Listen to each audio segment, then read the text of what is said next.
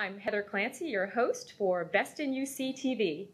While you watch this episode, 100 hours of video will be uploaded to YouTube. Now think about that for a minute. It's a huge amount of video, lots of data, lots of content, lots of images, and it means that video is in the hands of everyone. To contemplate this and the impact that it might have on you as a business, I asked my friend Dave Casey from Westron Communications in Texas to join me to talk about video for the masses. Now, Dave, welcome, first of all, to Best in UC TV.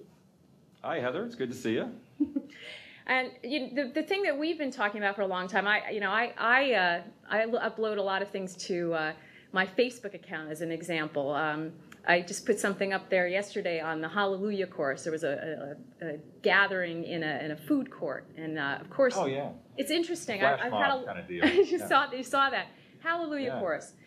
The thing about it is it's created a lot of conversation for me personally. I've been able to get people sharing and collaborating with me. For me, it's a way of communicating. But you know, how does this sort of access, ubiquitous access to video, impact a business? How could a small company take advantage of this? And what are you seeing about video for the masses, if you will?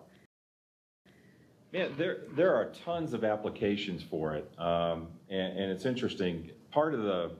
We sell unified communication solutions to corporations, and of course, video is a big part of that. Mm-hmm. One of the things we've seen, a kind of a unique application we've seen someone use. We've got a manufacturer, actually a construction company. They build buildings. They build apartment units. They build commercial buildings, that sort of thing. And in the building trade, a big thing is you have all these subcontractors. The general contractor's job is to ride herd on the subcontractors, and literally there's inspectors that go out every single day to look how each subcontractor is doing. And their payment stream is based on that. So if the electrician's supposed to wire an entire floor and he's supposed to be paid on Friday for that work, that has to be, somebody has to sign off that was done. So we're actually seeing where the general contractors are using video technology to go out and video the work that's being done, as it's being completed, and then do a high definition video conference back to their corporate office, transmit that video with comments. Okay, the electrician finished this whole wall, the side over here is not done, that's got to be done by Friday if we're going to release his progress payment.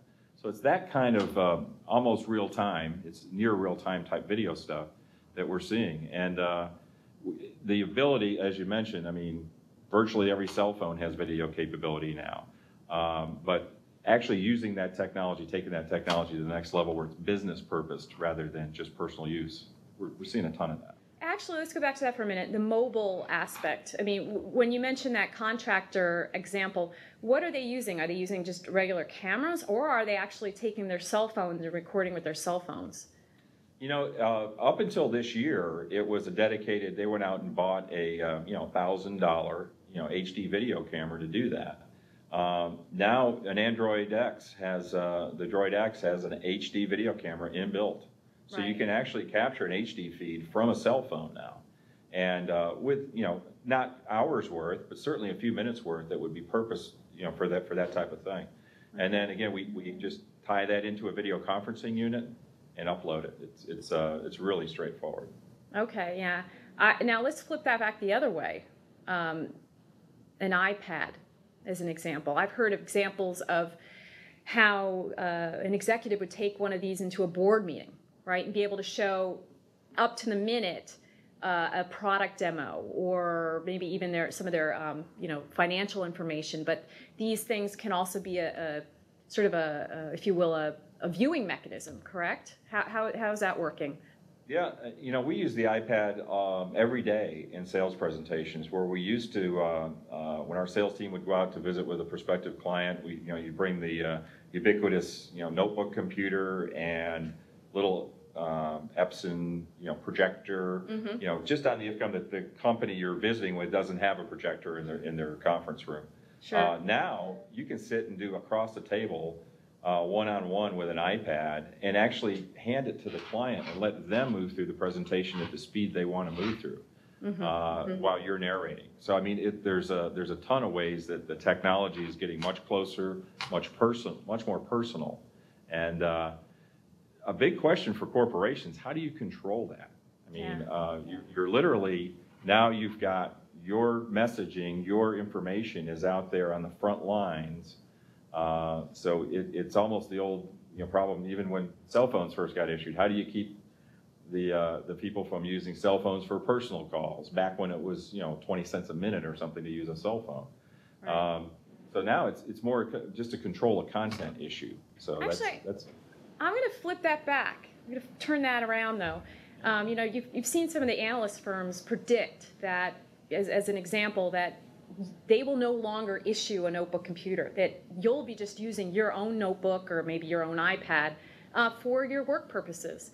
So when I think about, again, back to video, I think about what you have in your home already that might be a great video conferencing or video telepresence, if you want to use that word in the generic sense.